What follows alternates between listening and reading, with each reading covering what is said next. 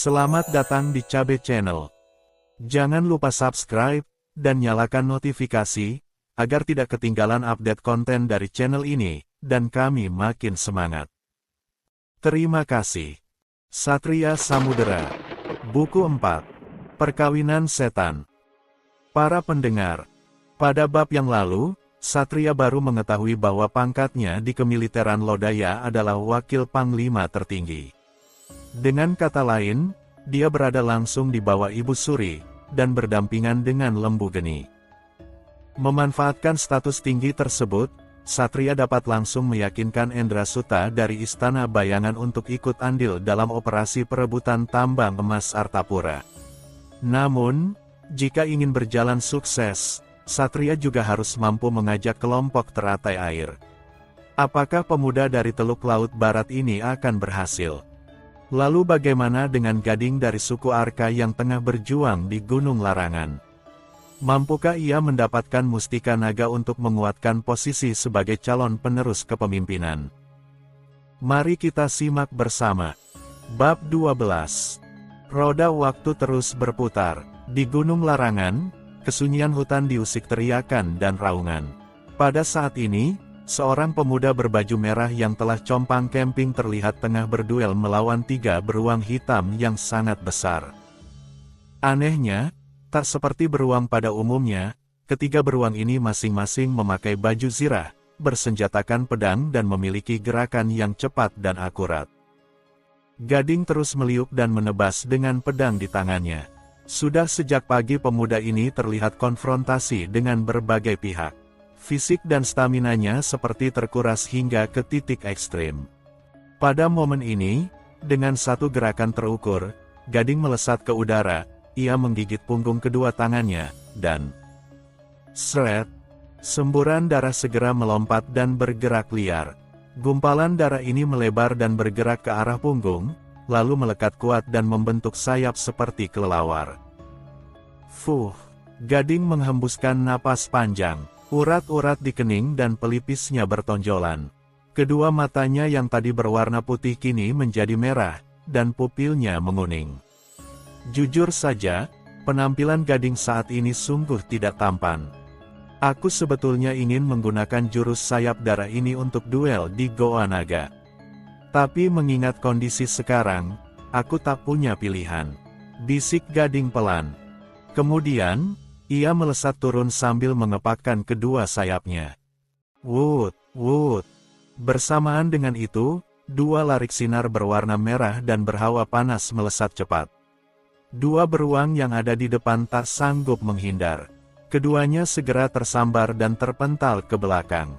Setelah menggelepar beberapa kali, keduanya tak bergerak dalam keadaan tubuh gosong. Melihat kematian 2 rekannya, 1 beruang yang tersisa langsung membalikkan punggung untuk lari. Tapi Gading yang tengah melesat turun langsung menerjang. Krepepe.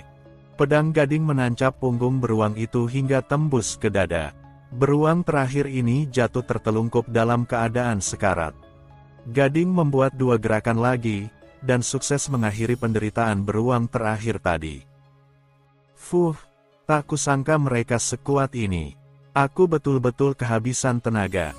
Plok. Gading jatuh berlutut. Tubuhnya terasa sangat lemas. Perlahan, sayap darahnya menyusut. Urat-urat yang bertonjolan di kening dan pelipisnya juga mulai memudar. Kedua matanya dengan lambat kembali menjadi normal. Gading merebahkan badan dan menutup matanya. Saat ini, seluruh bagian di tubuhnya terasa nyeri. 3 hari 3 malam ia terus bertarung dan berjibaku. Setiap kali ia hendak jatuh, wajah Puspa selalu terlintas. Itulah yang membuatnya dapat terus bangkit. Setelah menghabiskan sekitar 100 tarikan napas, Gading kembali duduk dan bersandar pada sebatang pohon.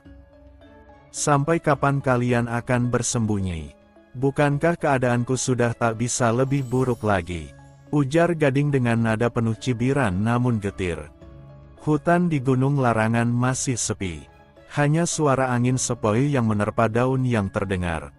Melihat ucapannya tak ditanggapi, Gading segera berdiri. Meski lututnya goyah, pandangan mata pemuda ini tetap teguh dan tegas. Cih, dasar sekumpulan pengecut, maki Gading sambil meludah. Karena kau sudah tak sabar untuk mati, maka kami akan mengabulkannya, satu suara berat terdengar. Bersamaan dengan itu, dari balik pepohonan yang rindang, bermunculan sosok-sosok berjubah merah gelap, dengan wajah yang bertutupkan topeng. Jumlahnya ada 7 orang. Melihat dari pakaian ini, pasti kalian juga dari suku Arka. Apakah kalian tahu apa yang sedang kalian lakukan? Kalian hendak mencelakai calon penerus kekuasaan Arka, kata Gading datar. Seseorang yang tampaknya bertindak sebagai pemimpin maju selangkah dan berbicara. Kamu tidak perlu tahu terlalu banyak. Yang harus kamu ketahui adalah bahwa hari ini kamu harus mati di sini. Gading memicingkan mata, tatapannya juga menjadi sangat dingin. Kalau begitu, kita akan putuskan siapa yang hidup dan mati di sini. Setelah itu, ia langsung melesat dan menerjang dengan ganas. Pedang di tangannya berputar, meliuk-liku seperti ular, menyambar dengan liar ke arah 7 sosok bertopeng itu. Melihat serangan yang brutal ini, ketujuh penyerang melompat berpencar. Masing-masing kemudian menghunus pedang, dan menyerang Gading dari segala sisi. Pedang demi pedang beradu. Percikan api tersemburat saat bilah-bilah baja itu berpapasan. Hantaman dan teriakan terdengar silih berganti.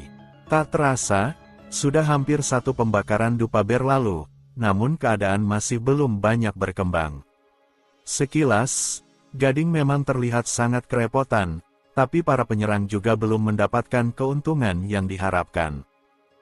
Ketua, kekuatan pemuda itu ternyata sudah mencapai level itu. Kalau kita tidak merubah rencana, aku khawatir upaya kita akan buntu. Bisik seseorang di antara para penyerang. Kau benar, balas sang ketua. Kalau begitu, kira lancarkan serangan utama. Mendengar ini, orang yang tadi bicara mengangguk. Ia melirik ke arah kawan-kawan, dan memberi isyarat dengan mata. Semua orang seakan mengerti, lalu mereka kompak melompat mundur, berkumpul dalam satu tempat, dan membuat 2 barisan. Kemudian, semua orang ini membuat pola tertentu dengan jari mereka. Dan semuanya menggigit jari. Keras. Darah memuncrat dari jari-jari mereka yang berdarah. Kemudian, darah-darah tersebut melayang di udara, membentuk butiran-butiran sebesar kelereng yang tak terhingga. Melihat ini, mata Gading melotot penuh geram. Jurus ini adalah sesuatu yang sangat dikenalnya, bahkan ia sendiri diam-diam menguasainya. Ini adalah jurus kutukan pasir darah. Bajingan, kalian adalah orang-orang pelindung altar. Kenapa begitu busuk? Mendengar makian Gading, sang pemimpin rombongan tersenyum sinis di balik topengnya. Dengan suara datar, ia berkata, "Gading, kamu terlalu naif. Kami memang pelindung altar. Kali melindungi altar dari orang-orang yang tidak layak. Seperti kamu, dan tentu aja, ayahmu." Telinga Gading bagaikan mendengar guntur di siang bolong.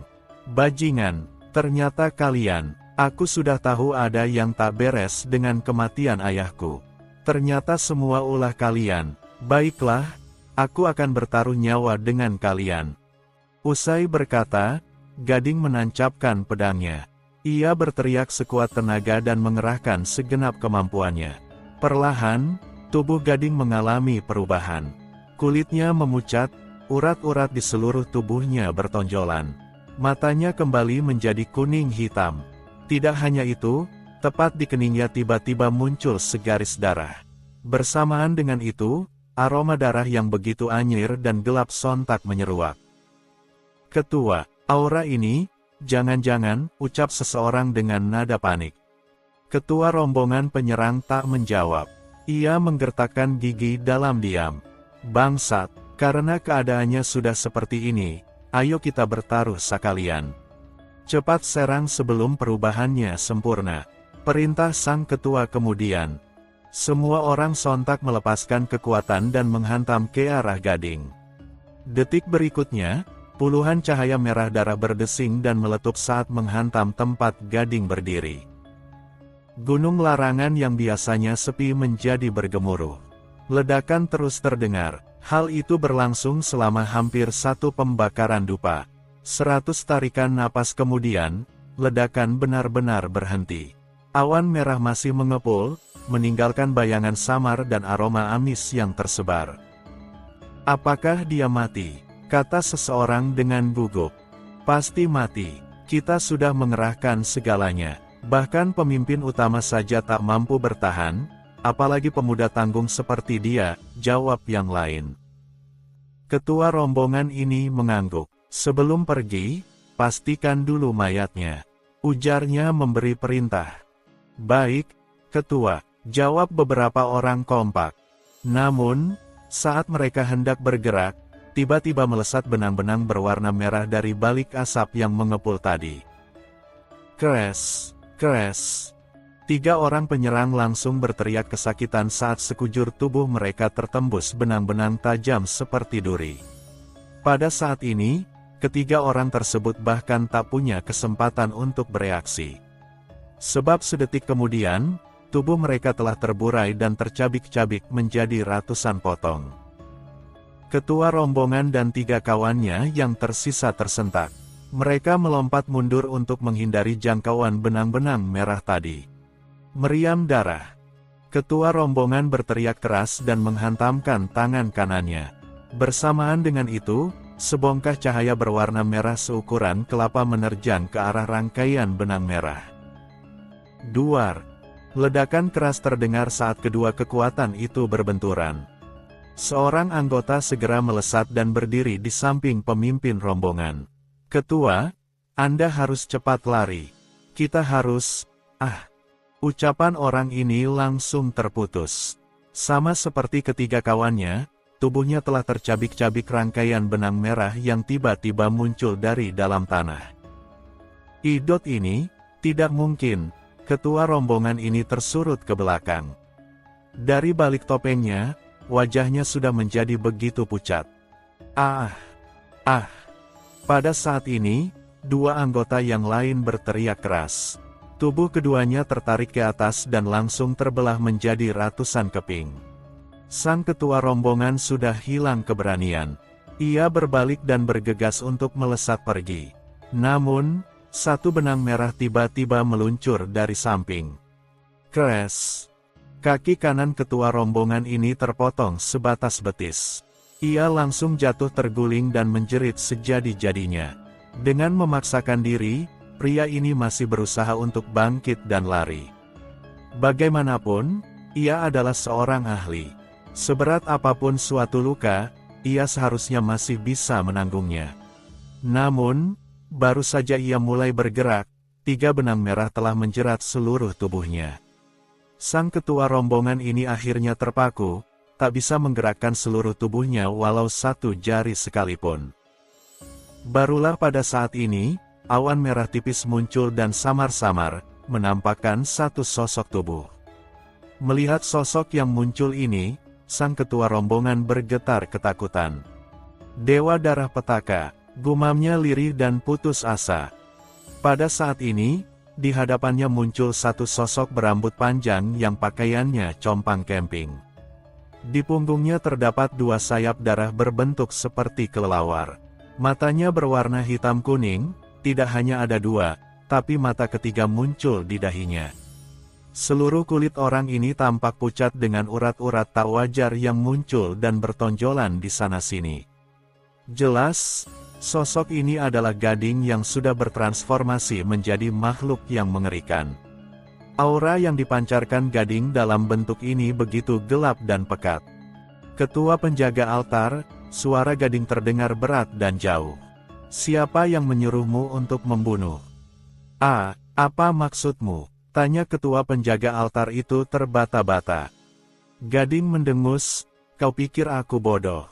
Pasukan rahasia seperti kalian tidak akan sembarangan bertindak. Jika kalian bergerak, maka hanya orang-orang di lingkaran tertinggi yang bisa. Katakan siapa, maka kematianmu akan kupermudah." Gading menyeringai. Ketua penjaga altar tersenyum kecut, "Kalau kau pikir aku akan bicara, kau salah." Ucapan ketua penjaga altar ini terputus. Gading menggerakkan satu jarinya, dan tangan kiri sang ketua langsung terpotong. Darah segar mengucur deras, diikuti rasa sakit yang luar biasa. Mulai sekarang, aku akan memasukkan benang petaka darah ke dalam tubuhmu. Setiap organ dalam yang kau miliki akan terlilit. Jika aku tak senang, setiap bagian akan kuiris perlahan. Kau bisa berkata apa saja, dan setiap kalimat akan ada konsekuensinya. Gading kembali menyeringai. Idot ini, ketua penjaga altar mulai ragu. Ia diam sesaat, kemudian, sambil menggertakkan gigi, ia berkata, "Baiklah, akan kujawab. Tapi biarkan aku menghentikan semua pendarahanku dulu." Mata Gading menyipit. Ia mengendurkan benangnya dan membiarkan ketua penjaga altar menotok beberapa bagian dari tubuhnya yang terluka. Setelah selesai, ketua penjaga altar menarik napas panjang. Pada saat inilah, satu suara keras terdengar. "Gading, apa yang terjadi?" Seiring itu, satu sosok muncul dari arah barat. Orang yang baru muncul ini adalah seorang pria berwajah tampan, dengan penampilan yang agung dan berwibawa. Siapa lagi kalau bukan pemimpin suka Arkas saat ini, Barasoka. Gading menoleh dan memperhatikan Barasoka. "Paman Bara, mengapa kamu ada di sini?" Untuk sejenak, Barasoka tertegun. Ia kemudian menjawab, "Aku diam-diam mengawasi dari bawah gunung. Tapi, beberapa waktu yang lalu aku mendengar ledakan-ledakan yang tak wajar. Jadi aku buru-buru ke sini. Apa yang terjadi sebenarnya?" Gading menunjuk pada ketua penjaga altar. "Mungkin paman bisa mendapatkan jawaban dari orang ini," katanya acuh tak acuh. Barasoka menoleh pada ketua penjaga altar yang sedang terduduk di tanah. Melihat pemandangan ini, mata Barasoka menyipit dingin. "Kamu, dari Aula Darah, kan? Apa yang kamu lakukan di tempat ini?" tanya Barasoka datar. "Pemimpin, saya, ketua penjaga altar terbata-bata." 2 Ak. Sebuah tendangan keras menyapu dada ketua penjaga altar. Ia langsung terpental beberapa tombak dan menghantam sebatang pohon besar. Setelah melepaskan tendangan, Barasoka melambaikan tangan kanan, dan tubuh ketua penjaga altar tiba-tiba kembali tertarik ke arah Barasoka berdiri. "Pemimpin, saya. Krek. Ucapan ketua penjaga altar terputus. Pada saat ini, lehernya telah patah. Barasoka menendang mayat orang itu ke samping. "Sampah tak berguna," maki Barasoka dengan ekspresi dingin. Melihat kejadian ini, kening Gading mengernyit. "Paman, mengapa membunuhnya? Kita jadi tidak mendapatkan informasi apa-apa." Mendengar ini, Barasoka mengibaskan tangan. "Mengapa repot-repot? Tinggal periksa semua orang saat kita kembali. Aku sendiri yang akan menyelidiki, apa ada yang bisa luput. Selain itu, ada yang lebih penting. Kau telah memiliki kemajuan sampai setingkat ini. Ajian Dewa Petaka Darah. Hanya pemimpin darah yang bisa menguasai kesaktian ini. Kita harus segera kembali ke Tarapada." "Tapi paman, aku belum mendapatkan Mustika Naga," kata Gading mengingatkan. Barasoka terdiam. "Lupakan saja. Kejadiannya sudah seperti ini. Apalagi, kau sudah menguasai ajian Dewa Petaka Darah. Itu sudah lebih dari cukup untuk menunjukkan kelayakanmu. Ayo kita kembali, dan lepaskan ajianmu. Kita tak ingin membuat orang-orang jadi memiliki banyak pertanyaan, kan?" tambah Barasoka sambil tersenyum ramah. Gading mengangguk dan merapal mantara. Perlahan, aura gelap dan pekat penuh hasrat membunuhnya menghilang. Penampilannya juga mulai kembali seperti semula. Setelah 10 tarikan napas, keadaannya menjadi normal kembali. "Bagus, sekarang mari kita pergi," ajak Barasoka yang telah melesat lebih dulu. Gading langsung pergi mengikuti. Ia mempercepat lajunya, hingga dalam waktu singkat, ia sudah bersisian langkah dengan Barasoka. "Paman, ada satu hal yang mengganjal di hatiku," kata Gading sambil berlari. "Apa itu?" Tanya Barasoka sambil memperlambat diri. Tindakan para penjaga altar tadi sepertinya sudah sangat terencana. Aku menduga ada petinggi utama yang terlibat. Dan, menurut penuturan mereka, orang yang sama terkait dengan pembunuhan ayahku. Setibanya di Tarapada, kita harus menyelidikinya sedalam mungkin paman. Mendengar itu, Barasoka mengangguk kecil. Kamu benar, aku sendiri sudah memikirkan hal itu. Aku memang akan membereskan masalah itu sampai tuntas. Benarkah? Kalau begitu aku sangat berterima kasih pada paman, balas Gading seraya tersenyum. Oh ya paman, mengenai Puspa, bisakah aku, Ucapan Gading terputus. Tiba-tiba darah segar terlontar dari mulutnya. Tubuhnya yang tengah berlari di dahan pepohonan hilang keseimbangan, dan jatuh ke tanah. Menggunakan tangan kanan, Gading meraba ke dada kiri. Sebuah lubang sebesar kepalan tangan telah terpatri di sana, menembus dari punggung ke depan. Apa yang terjadi? Kata Gading dengan mata terbelalak. Tubuhnya langsung lemas sebab jantungnya telah meledak. Yang terjadi adalah hal yang sangat sederhana, yaitu kau akan segera mati. Jawab satu suara dengan dingin. Mati. Apa yang paman bicarakan? Gading semakin pucat. Meski ia sudah berusaha menotok inti luka, darahnya tetap mengucur dengan deras. Pada saat ini, Barasoka yang berdiri di seberangnya hanya menatap dengan acuh tak acuh. Karena kau sudah akan mati, akan kuberi tahu segalanya. Barasoka berjongkok dan menatap dengan pandangan meremehkan. Aku yang telah membunuh ayahmu. Mendengar ini, Gading melotot. Amarah di tubuhnya menggelegak, tapi apa daya, tubuhnya sudah tak mampu untuk digerakkan. Bangsat, jadi itu kau, binatang. Kau binatang tak tahu malu. Gading kembali memuntahkan darah segar. Mendengar makian ini, Barasoka hanya mencibir. Apa yang kau katakan itu benar. Manusia memang binatang buas pada akhirnya. Tapi, bahkan dalam kerajaan binatang, yang terkuat dapat melakukan apa saja, kan? Gading meludah, ayahku sudah menyelamatkanmu berkali-kali, tapi apa balasanmu?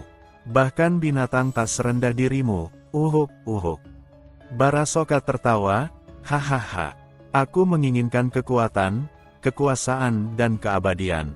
Sungguh sayang bila semua itu jatuh pada orang tak berguna seperti dirinya, dan dirimu. Petik 2. Barasoka berdiri dengan sikap angkuh. Ia hendak pergi dan berbalik sambil berkata, oh iya, akan kukatakan pada Puspa bahwa kau gugur dalam misi mendapatkan mustika naga. Lalu, aku akan menjadikan gadis itu sebagai istriku. Kau selalu memikirkan dia, kan? Jangan khawatir, aku pasti akan menjaganya selama 3 tahun, sebelum menyerap habis esensi kehidupannya untuk menjagaku awet muda. Hahaha. Usai berkata, Barasoka langsung berkelebat pergi. Pada saat ini, Gading tertelungkup di tanah. Darahnya sudah berhenti mengalir. Matanya menjadi sangat redup dan napasnya menjadi semakin berat. Raut wajahnya menunjukkan ekspresi kesakitan dan ketidakrelaan. Puspa, adik. Air yang bening meleleh dari kedua mata Gading yang makin meredup. Pada momen kritis ini, mulut Gading terlihat komat kamit. Tiba-tiba, kuku di tangan kanannya memanjang seukuran jari. Dengan pelan, pemuda yang tengah sekarat ini menggerakkan tangan, lalu krep. Kuku panjang itu menembus bagian belakang kepalanya sendiri. Darah segar segera mengucur dari lubang di kepala belakang itu.